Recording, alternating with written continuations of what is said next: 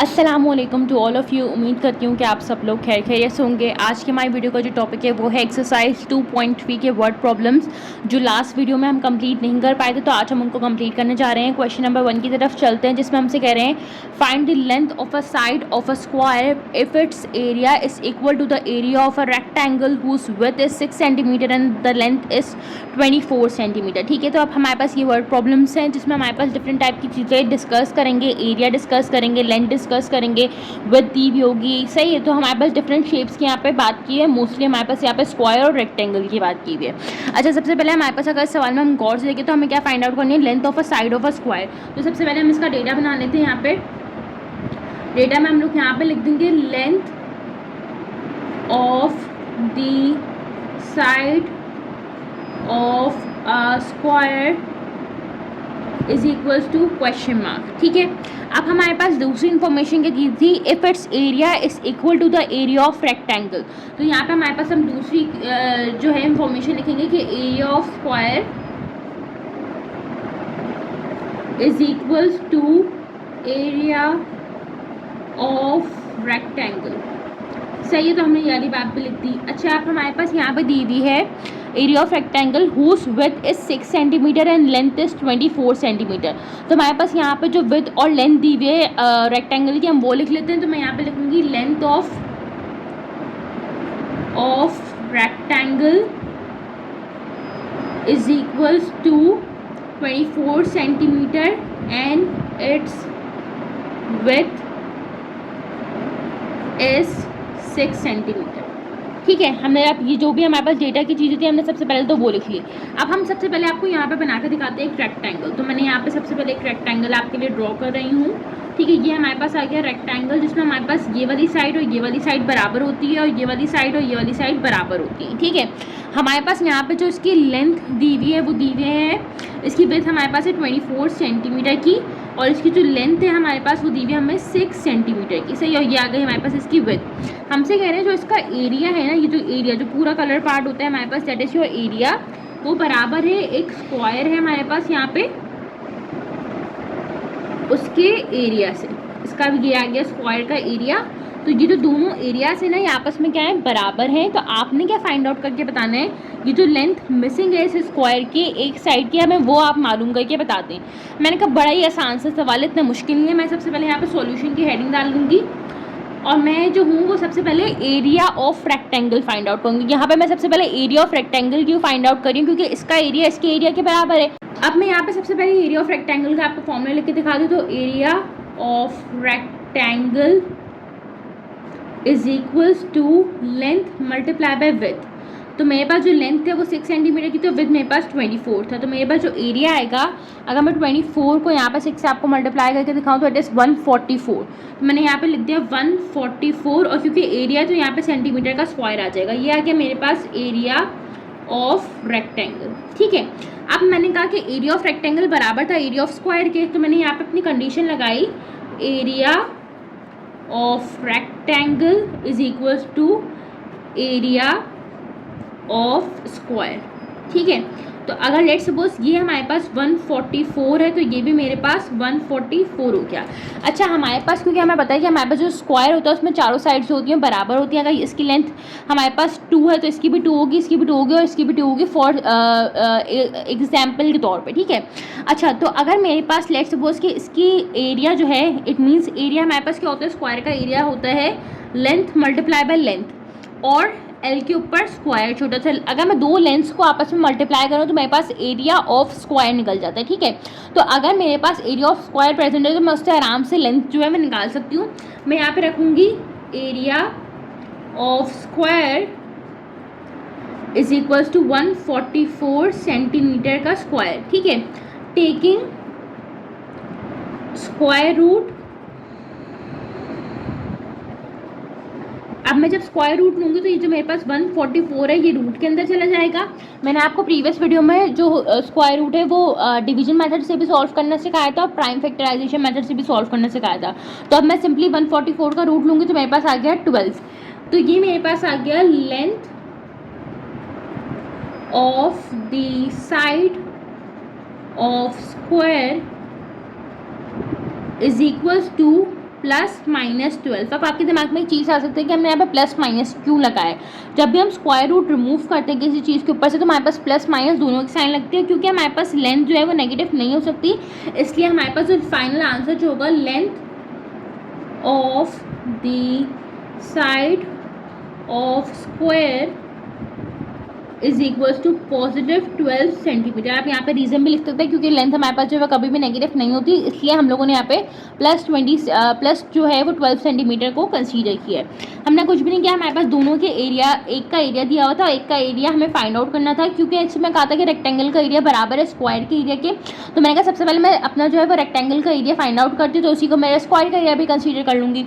मैंने सबसे पहले अपना रेक्टेंगल का एरिया फाइंड आउट किया, फिर मैंने बताया कि एरिया ऑफ रेक्टेंगल यहाँ पे बराबर था एरिया ऑफ स्क्वायर के, तो ये 144 तो ये भी 144 हो जाएगा। ठीक है, मैंने कहा एरिया ऑफ रेक्टेंगल जो स्क्वायर होता है बराबर होता है 144 सेंटीमीटर स्क्वायर, और यहाँ पे इस सवाल में लेंथ मल्टीप्लाई बाय लेंथ होती है और एल के ऊपर स्क्वायर होता है। तो अगर मैं इसका स्क्वायर रूट ले लूँगी तो मेरे पास लेट सपोज एल के ऊपर स्क्वायर है। अब मैं जब इसको रूट में डालूंगी स्क्वायर रूट के अंदर, तो ये 2 इस रूट को कैंसिल आउट हो जाएगा, मेरे पास एक सिंपल एल आ जाएगा। That is the length of the side of a square. अब हम चलते हैं आपके पार्ट नंबर बी की तरफ, जिसमें हमसे कह रहे हैं the area of a square shaped hall of a मस्जिद is 961 metre, find the perimeter of the मस्जिद। मैं सबसे पहले क्या करती हूँ, एक स्क्वायर आपको यहाँ पर ड्रॉ करके दिखाती हूँ, क्योंकि इन सवालों में विदाउट जो ड्रॉ किए हुए फिगर्स हमें समझ नहीं आएगा कि हमें यहाँ पे करना क्या है। The area of a square shape hall of a मस्जिद इज 961। ये जो कलर कर रही हूँ मैं हिस्सा, दैट इज माई एरिया, और ये मुझे कितना दिया हुआ है यहाँ पे 961 मीटर के ऊपर square. Find the perimeter of the मस्जिद। सही, तो हमें पैरामीटर निकालना है। पैरामीटर निकालने के लिए सबसे ज़्यादा अहम चीज़ ये है कि मुझे बताओ कि इसकी एक साइड की लेंथ कितनी है। जब एक साइड की लेंथ होगी तो पैरामीटर बेसिकली क्या होता है कि अगर मैं चारों साइड्स को मल्टीप्लाई करा दूँ, मतलब एक लेंथ मुझे बताओ उसको मैं 4 से मल्टीप्लाई करा दूँ, तो मेरे पास उस चीज़ का पैरामीटर निकलेगा। ठीक है, अच्छा मैं आपको यहाँ पे करके दिखाती हूँ। तो सबसे पहले हमने यहाँ पे सोल्यूशन की हेडिंग डाली, यहाँ पे मैंने लिखा एरिया ऑफ द मस्जिद। मैं यहाँ पे डायरेक्ट मस्जिद लिख रही हूँ, आप पूरा लिख दीजिएगा, इज इक्वल्स टू 961 मीटर के ऊपर स्क्वायर। लेंथ ऑफ द मस्जिद is equal to question mark. हमसे कह रहे थे पैरामीटर ऑफ अ मस्जिद भी मालूम करके था, तो मैंने यहाँ पे लिखा पैरामीटर ऑफ अ मस्जिद is equal to question mark. ठीक है, सबसे पहले मैंने यहाँ पे करा, यहाँ पे मैं लिखूंगी as we know that area of square क्या होता है, area of square is equals to length multiply by length. यहाँ पे हमें एरिया ऑलरेडी गिवन है, तो area of square is equals to 961। ठीक है, अब मैं इसका स्क्वायर रूट लूँगी तो मेरे पास एक साइड की, क्योंकि लेंथ मल्टीप्लाई बाय लेंथ होता है, तो अगर मैं लेंथ को जो है वो रूट में डाल दूँगी, स्क्वायर रूट के अंदर, एल स्क्वायर को स्क्वायर रूट के अंदर डालूंगी, तो मुझे एक साइड की लेंथ पता चल जाएगी, जो मुझे अभी नहीं पता, मुझे डायरेक्ट उन्होंने एरिया बताया बंदर का। तो मैं क्या करूँगी, टेकिंग स्क्वायर रूट, जब मैं इसका स्क्वायर रूट लूँगी तो ये हो जाएगा 961 को मैं रूट में रखूँगी। जब मैं 961 को रूट में रखूँगी तो प्लस माइनस, अब आपको रख के दिखाती हूँ, 961 इस बराबर होता है मेरे पास प्लस माइनस 31 के। तो मेरे पास क्या आ गई, एरिया से मैंने क्या निकाल लिया, अपनी length of the side of a square. तो मैं यहाँ पे लिखूँगी length of the side of a square, और ये मेरे पास आ गई 31। अब प्लस माइनस 31 आएंगे तो मैं यहाँ पर पॉजिटिव 31 सेंटीमीटर जो है वो कंसीडर करूँगी, क्योंकि मेरे पास length can not be negative. Okay, तो मैं यहाँ पे लिखूँगी since length can not be negative, so the length of the square is equals to positive 31 metres. ठीक है, यहाँ तक हमने काम कर लिया। अब हमें क्या कहते हैं कि पैरामीटर निकालना है, तो मैं यहाँ पे लिखूँगी पैरामीटर ऑफ अ स्क्वायर का formula, parameter of a square किसके बराबर होता है, 4L के। 4L का क्या मतलब हो गया कि जो लेंथ आई है उसको मैं 4 से मल्टीप्लाई कराऊंगी, तो 4 मल्टीप्लाई बाय लेंथ आई थी मेरे पास 31। तो यहाँ पे मैं लिखूँगी पैरामीटर ऑफ अ मस्जिद स्क्वायर shaped मस्जिद 31 को मैं 4 से मल्टीप्लाई कराऊंगी तो 31 मल्टीप्लाई बाय 4 इज 124। तो यहाँ पे मेरे पास जो इसका पैरामीटर आया वो आया 124 मीटर्स। ठीक है, अब हम चलते हैं आपकी बुक के क्वेश्चन नंबर 3 की तरफ, जिसमें हमसे कह रहे हैं the area of a square shape pool is 400 metre square. हमारे पास ये मैंने एक स्क्वायर शेप पूल आपके सामने ऊपर ड्रॉ कर दिया, जिसका मुझे एरिया यहाँ पे मालूम है, दैट इज़ 400 मीटर स्क्वायर। ठीक है, हमसे कह रहे हैं find the cost of tiling around the pool boundary. अगर मुझे पूल की बाउंड्री के अराउंड जो है वो फाइंड आउट करने है, उसकी कॉस्ट क्या पड़ेगी at the rate of 525 per metre है। इसमें एक चालाकी की बात क्या दी हुई है, find the cost of tiling around the pool. Around the pool इस बात को रिप्रेजेंट करिए कि हमें इसमें जो है वो लेंथ ऑफ अ स्क्वायर भी फाइंड आउट करनी पड़ेगी, उसका पैरामीटर भी फाइंड आउट करना पड़ेगा, तब जाके सवाल कंप्लीट होगा। ठीक है, क्योंकि पूल के अराउंड टाइलिंग करिए, इट मीन्स कि पूल की 4 साइड होती हैं, तो 4 साइड किसको रिप्रेजेंट करी यहाँ पे, पैरामीटर को। वेयरएस अगर मुझे 4 साइड निकालनी है तो उसके लिए सबसे पहले मुझे लेंथ चाहिए होगी, तो लेंथ भी मेरे पास है, लेकिन मुझे यहाँ पे चालाकी की बात क्या है कि मुझे यहाँ पे एरिया दिया हुआ, तो अगर मैं एरिया को जो है वो स्क्वायर रूट लगा लूँगी तो मुझे आराम से जो है उसकी लेंथ एक साइड की पूल की पता चल जाएगी, जिससे मैं पैरामीटर भी आराम से निकाल सकती हूँ। ठीक है, तो मैंने सबसे पहले यहाँ किया, मैंने इसका यहाँ पे डेटा बना लिया। The area of a square shape pool is 400 metre square. Cost of tiling around the pool boundary is equal to question mark, मुझे नहीं पता। Rate of tiling is equal to 525 per metre. मैंने यहाँ पे सबसे पहले जो है यहाँ पे सॉल्यूशन की हेडिंग डाली, ऊपर मैंने डेटा की डालूंगी, नीचे मैं सॉल्यूशन की हेडिंग डालूंगी। सबसे पहले यहाँ पे मैं लिखूंगी area of square is equals to 400 metre square, taking square root to find out length of the side of a square। ठीक है, अब यहाँ पे मैं स्क्वायर रूट लूँगी, तो मैं यहाँ पे क्या करूँगी, 400 को स्क्वायर रूट के अंदर डालूंगी।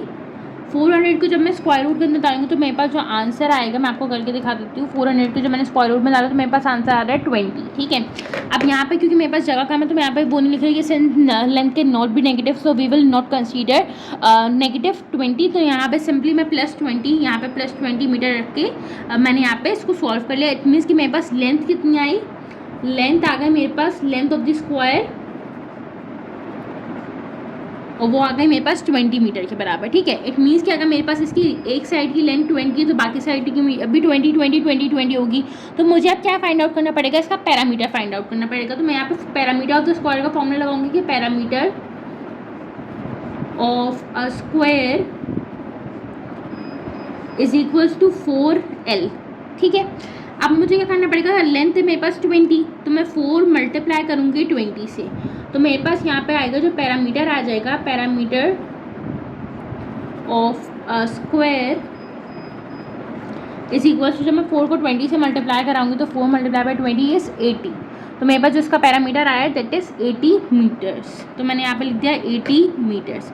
अब मेरे पास पैरामीटर भी आ गया, मेरे पास लेंथ भी आ गई, मेरे पास एरिया ऑलरेडी गिवन था। अब मैं क्या फाइंड आउट कर सकती हूँ कि मुझे जो उसकी कॉस्ट फाइंड आउट करनी थी, find the cost of tiling around the pool boundary. Pool boundary क्या है, 80 मीटर्स की है मेरे पास। अब मैं इस 80 मीटर को अगर मैं मल्टीप्लाई करा दूंगी 525 पर मीटर से, जो मेरे पास कॉस्ट ऑफ टाइलिंग पर मीटर थी, तो मेरे पास ओवरऑल कॉस्ट आ जाएगी टाइलिंग की अराउंड द पूल बाउंड्री की। ठीक है, तो मैं यहाँ पे सिंपली लिखूंगी cost of tiling around pool's boundary is equals to 80 metre multiply by 525। जब मैं 80 को 525 से मल्टीप्लाई कराऊंगी तो 80 मल्टीप्लाई बाय 525 इज 42,000। तो मेरे पास जो यहाँ पे कॉस्ट आई वो बढ़ रही है RS 42,000 रुपीज़। ठीक है, अच्छा यहाँ पे हमने क्या क्या चीज़ों को नोटिस किया, हमने देखा कि हमारे पास एरिया था। अगर किसी भी सवाल में आपके पास एरिया दिया हुआ है तो आप उससे लेंथ आराम से फाइंड आउट कर सकते हैं। अगर आपके पास लेंथ दी हुई तो आप उससे एरिया आराम से फाइंड आउट कर सकते हैं, इतना मसला नहीं होता। ठीक है, हमारे पास पैरामीटर जो होता है स्क्वायर का, रेक्टेंगल का, ये आपको पता होना चाहिए। पैरामीटर बोलते हैं कि इसको जो 4 साइड्स होते हैं, जो 4 किनारे होते हैं, that is your perimeter of the square. Where से अगर मैं 2 किनारों की बात करूँ तो वो मेरे पास एरिया ऑफ द स्क्वायर को रिप्रेजेंट कर रहे होते हैं। अगर मैं एक किनारे की बात करूँ तो मेरे पास लेंथ ऑफ द स्क्वायर को रिप्रेजेंट कर रही होंगी, ठीक है। पैरामीटर ऑफ द स्क्वायर मैंने फाइंड आउट किया। क्यों फाइंड आउट किया, इस सवाल में आपके दिमाग में एक बात ये आ सकती है कि हमें तो भाई पूल के अराउंड टाइलिंग करनी थी ना, तो हम इसमें ये जो है वो पैरामीटर क्यों फाइंड आउट करें, क्योंकि हमें पूल के अराउंड टाइलिंग करनी है, पूल के अंदर टाइलिंग नहीं करनी है। इसलिए मुझे चारों किनारों की जो साइड्स हैं और उसकी जो लेंथ है वो पता होना ज़रूरी थी। जब मुझे उसका पैरामीटर पता होगा तो मुझे पता चलेगा कि अगर मुझे उसके अराउंड टाइलिंग करनी है, मीन्स उसके बाहर टाइलिंग करनी है, तो मेरे पास कॉस्ट कितनी पड़ेगी। अगर मुझे कहते हैं कि आपको पूल के अंदर टाइलिंग करनी है तो ये तो सवाल बहुत ही आसान होता है। मेरे पास ऑलरेडी गिवन है एरिया, मैं एरिया को मल्टीप्लाई कराती है 525 से, तो मेरे पास अगर मुझे पूल के अंदर जो टाइलिंग करनी होगी तो उसकी कॉस्ट इस तरीके से फाइंड आउट होगी, और अगर मुझे पूल के बाहर टाइलिंग करनी है तो उसकी कॉस्ट जो है वो इस तरीके से फाइंड आउट होगी, जैसे हमने अभी करके दिखाई है आपको। अब हम चलते हैं आपके क्वेश्चन नंबर 4 में, जिससे हमसे कह रहे हैं find the length of a square shape wooden piece if its area is 115 centimetre square. यहाँ पे जो वर्ड है स्क्वायर ये रिप्रेजेंट कर रहा है कि हमारे पास यहाँ पे जो भी चीज़ होगी, जो भी वर्किंग होगी, हम जो भी फॉर्मुलाज अप्लाई करेंगे वो एक स्क्वायर के ऊपर कर रहे होंगे। तो मेरे पास हमें क्या फाइंड आउट करने के लिए दिया है, find the length of a square shape wooden piece. Let's suppose कि एक वुडन पीस है ये, उसकी जो मुझे एरिया दिया हुआ है, ये जो ये पूरा कलर पार्ट है दैट इज माई एरिया, और मुझे यहाँ पे जो एरिया दिया हुआ है वो दिया है 1156 सेंटीमीटर स्क्वायर। मुझे क्या फाइंड आउट करनी है, लेंथ की। तो आपके लिए बहुत ही आसान सवाल है, क्योंकि हमने जो 3 सवाल है काफ़ी मुश्किल कर लिए थे। तो मैं यहाँ पे सबसे पहले जो है वो उसका डेटा बना लेती हूँ कि मैं लिखूँगी length of a square shaped piece is equal to question mark. मुझे लेंथ नहीं पता, मगर मुझे यहाँ पे क्या दिया हुआ है, area of the square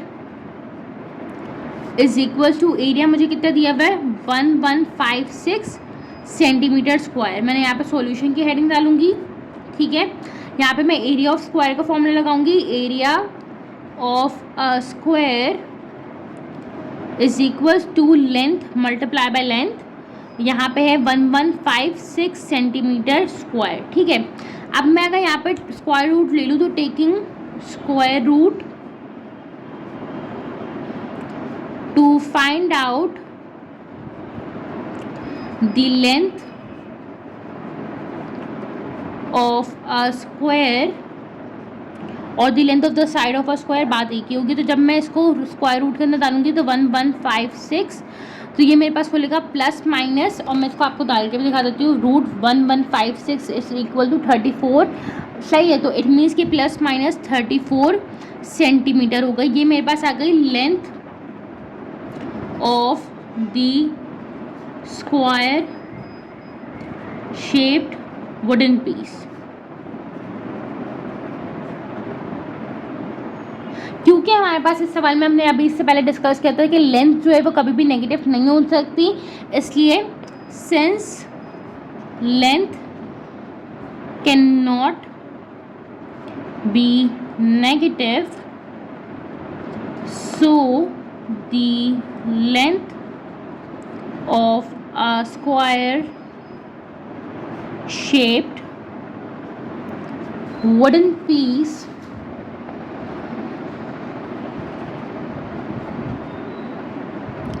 will be positive 34 centimetre, और ये मेरे पास इसका जो है ये फाइनल आंसर हो गया।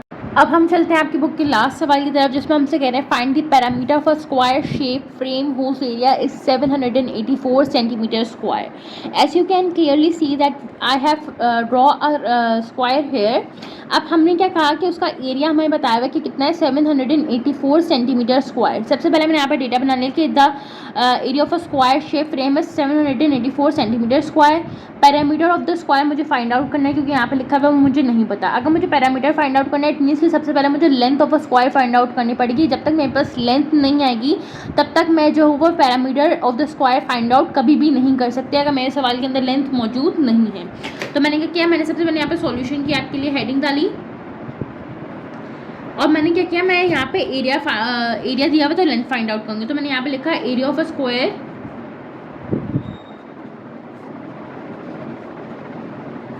इज इक्वल टू 784, सही है। मैंने कहा टेकिंग स्क्वायर रूट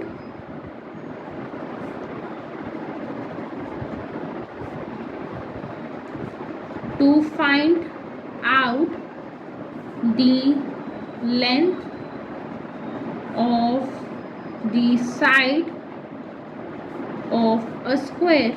मैंने कहा मैं यहाँ पे जो है वो स्क्वायर रूट अप्लाई कर दूँ तो मैं आराम से जो है वो एक साइड की जो लेंथ बनती है मेरे स्क्वायर के अंदर की वो मैं फाइंड आउट कर सकती हूँ। तो मैंने स्क्वायर 184 जो है उसको मैंने रख दिया रूट में। जब मैं इसको रूट में रखूँगी तो मेरे पास प्लस माइनस में इसका आंसर आएगा 784 को मैं रूट में रख के दिखाती हूँ तो 28 आ रहा है। दैट मीन्स कि मेरे पास प्लस माइनस 28 आएगा यहाँ पे, क्योंकि मेरे पास सेंटीमीटर का स्क्वायर था तो ये भी हाफ होगा तो ये बन जाएगा मेरे पास सेंटीमीटर।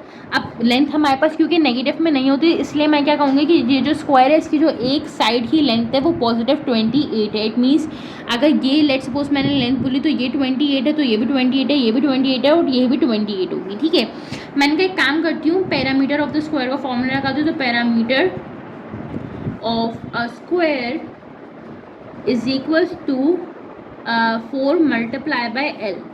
लेंथ मेरे पास है 28 तो 4 मल्टीप्लाई बाय 28 करूँगी इज इक्वल्स टू 4 को जब मैं 28 से मल्टीप्लाई करूँगी 28 मल्टीप्लाई बाय 4 इज 112। तो मेरे पास यहाँ पे जो आंसर आ रहा है वो आ रहा है 112 और यहाँ पे मेरे पास इसकी जो आ गया पैरामीटर ऑफ द स्क्वायर आ गया ये भी मेरे पास किस में आएगा, सेंटीमीटर में आएगा। तो इट मीन्स कि मेरे पास जो इसका पैरामीटर आया वो आया 412 सेंटीमीटर। इसका जो मेरे पास एरिया था वो मेरे पास दिया था 784 सेंटीमीटर स्क्वायर और जो इसकी एक साइड की लेंथ आई थी वो आई थी 28 सेंटीमीटर। तो ये हमारे पास इसका फाइनल आंसर हो गया। मैं यहाँ पे लिख के भी दिखा देती हूँ कि पैरामीटर ऑफ अ स्क्वायर